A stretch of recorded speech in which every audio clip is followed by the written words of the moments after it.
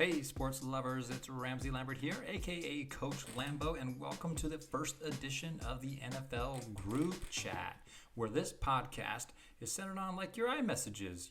Someone sends a message and you could either love, like, dislike, laugh at, emphasize, or question. Well, we're going to apply those same reactions to this past weekend's NFL games, performances, and maybe some players and coaches' quotes. But first, I wanted to introduce myself. Again, my name is Ramsey Lambert. They call me Coach Lambo. I've coached high school football in California and Hawaii, as well as coaching at a Division II school out in North Dakota. I've been in, around, and a fan of football ever since I was about 7 years old. And hopefully you can join me every week just to see how I'm reacting to the past weekend's games. Let's kick it off with what I love about this weekend in the NFL. It's pretty easy to me.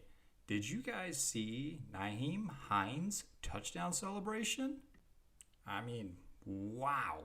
We've seen players do backflips and dunk the ball over the goalpost, do some cartwheels, but man, he really pulled out his best Simone Biles impersonation, and I think he nailed it.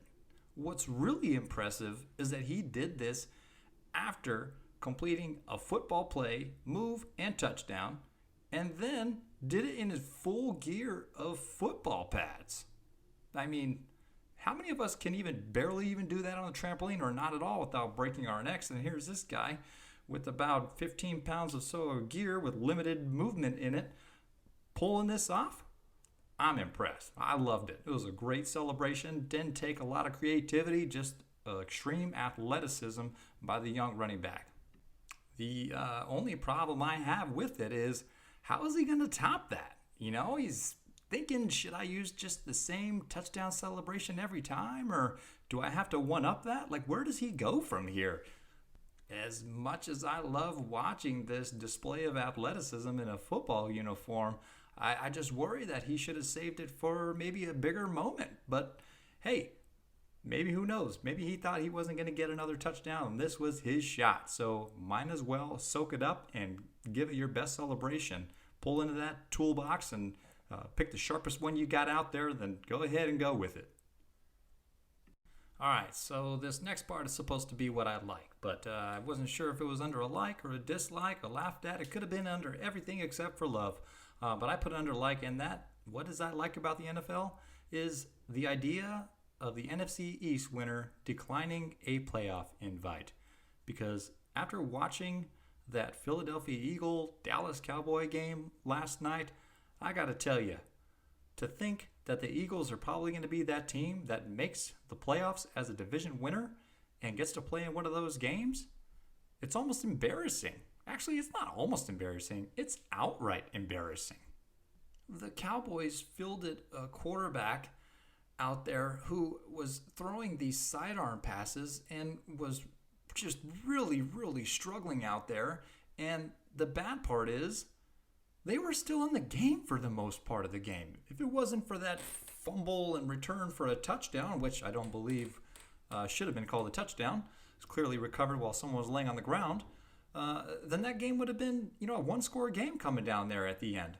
But then coming down and looking at analytics and Coach Fossil, who I love actually because he used to be on the Rams and he just really knows how to coach up his special teams play.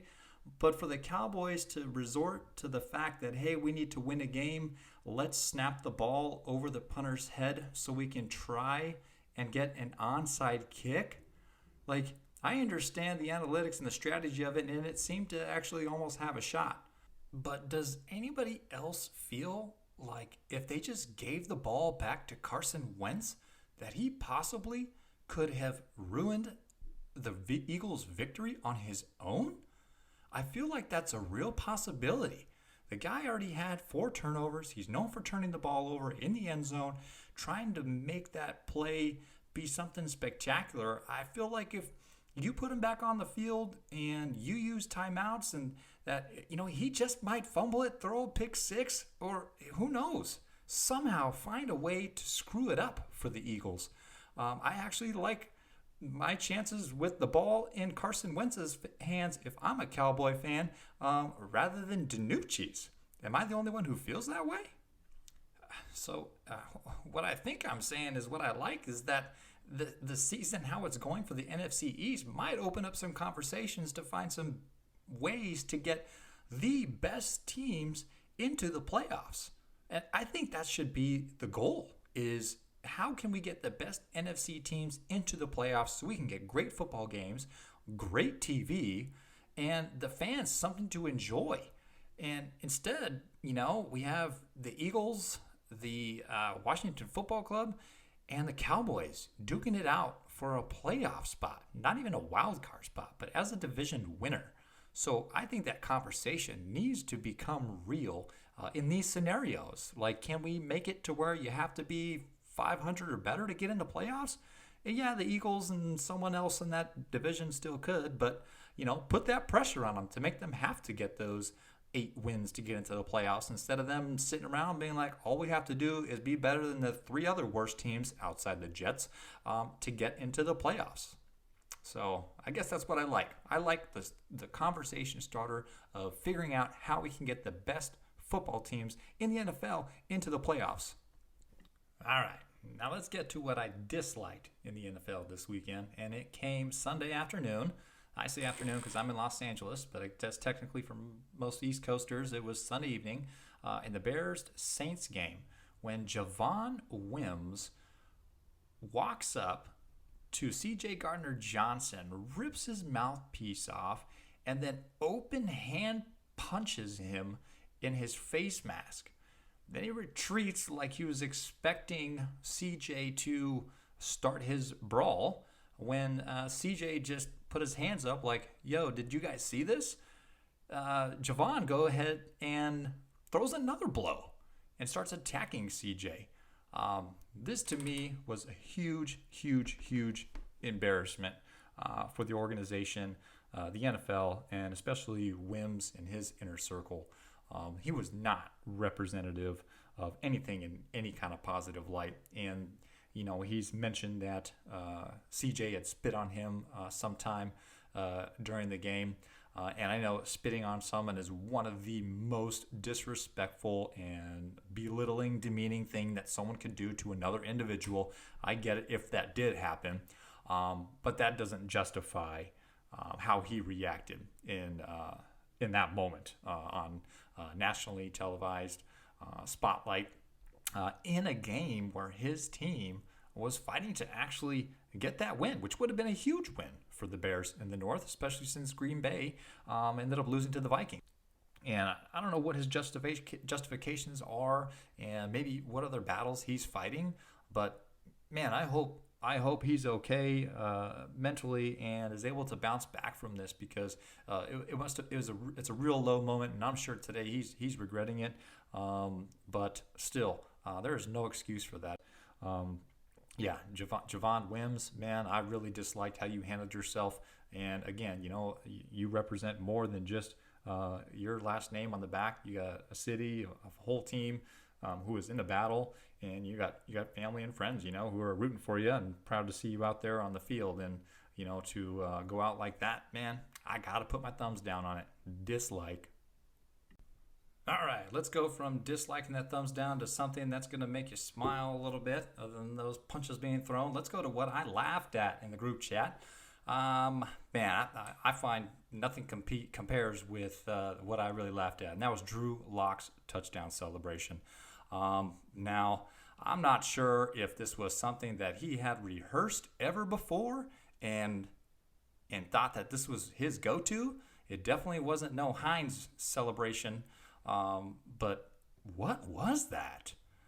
The guy seemed to have zero rhythm, like he was just acting on a whim, or just trying to combine a few things together to make it work, and it just didn't. What really troubles me and makes me laugh, actually, that if he did rehearse this, are you telling me that he was standing in front of his mirror at home in Denver saying, all right, let's get this game-winning touchdown celebration down, so when I finally have that game winner in a big game, I'm going to also crush it with my celebration dance.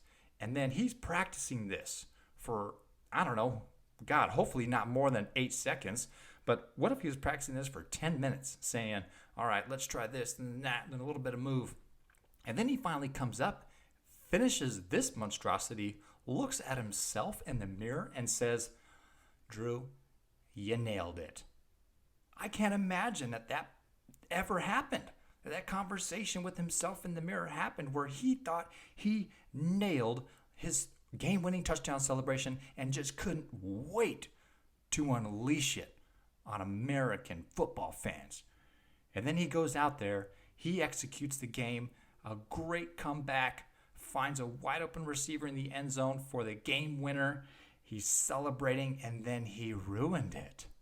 He ruined it for himself, but he didn't ruin it for the internet, because there's a lot of funny memes and videos circulating that has me laughing still today. So when I see the group chat say, what did I laugh at? It's Drew Lock's touchdown celebration dance. I mean, I don't know if I can call it a dance. It looks like a struggle, like he had frostbite and was struggling to move through some bushes or something. But that's what I laughed at this weekend. Drew Lock, thanks for the laugh. All right, I'm moving on from Drew Lock's dance moves, and I hope he is as well, onto what I emphasized in the chat. You want to know what I emphasized? Was Dalvin Cook's performance in Green Bay. Man, did this guy run all over that defense. Not to shock anybody that he did so, but in the manner he did, and getting those 4 touchdowns. You know, that's a big week. He was coming off an injury. He was nursing a little bit and a bye week, and he comes out and, you know, just carried the load. All right, 32 touches on the game. Kirk Cousins only had to pull the ball up in the air 14 times. Cook turns up 163 yards rushing on 30 carries, 3 rushing touchdowns, as well as having 2 catches for 63 yards and a 50-yard touchdown reception from Kirk Cousins. When Kirk Cousins only has to throw 14 passes against Green Bay and, you know, you win the game, that's a positive for the Vikings. I think they have their identity now. You know, it used to be they're just chucking the ball around the field to Thielen and Diggs and Rudolph. And then this year you got Thielen and Jefferson taking the bulk of the receptions, and they just weren't winning games. And they kind of just got back. And again, Cook's healthier now, coming off that bye week, and he comes out and just puts one heck of a game together, getting those 4 touchdowns and helping them get an enormous win in that NFC North. They're still got a lot of work to do, but if they find their identity and they can really hone in on this run game and make some games shorter and not put everything on Kirk Cousins' shoulders, it's only going to open things up for their passing game later on down the line. And their defense is banged up, so if they can keep them off the field, all the better for those Vikings up there.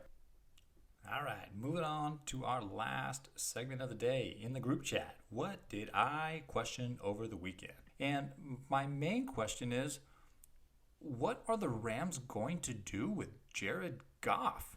Week in, week out with the Rams, you kind of see that most of the guys on the team know their role and are able to play a certain level of football on a pretty consistent basis.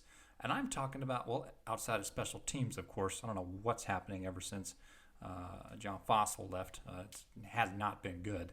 But everyone else seems to just really be carrying their load. And when they need to perform and come up with something, they've done a good job of that. But Goff has just seemed to struggle horribly at times. And I know all the onus doesn't go on, but at games when I've seen him play really bad, there's moments where you see Goff go through a drop back and you see his feet taking these small little steps, moving backwards, like away from the line. That's when I know the Rams aren't going to win the game. He gets very timid if you get a little bit of pressure on him, and then you start to see those little backpedaling steps, and then that really, really affects his accuracy. But my big problem is when there isn't pressure and he's missing some open guys. Yes, and I know I've coached football for many years. I've coached quarterbacks, and you are supposed to anticipate pressure. But you anticipate it knowing where your options are when the pressure comes. And if your options aren't there, when and how to get rid of the football. Because we all know Goff is not escaping anybody. You know, the quarterbacks in the league who have that escapability, who can buy them time, the Aaron Rodgers, the Deshaun Watsons, the Patrick Mahomes, those quarterbacks who can elude, the Russell Wilsons, of course, can't forget him, that can elude at least one would-be tackler, either even just to sidestep or step up into the pocket and still make a strong throw. Goff does not have that. I haven't seen it. He's got to be coached up on when those pressures are coming. Where do I have to go with it? And if it's not there right away, don't just panic and try to look for a third option because you already anticipate a pressure.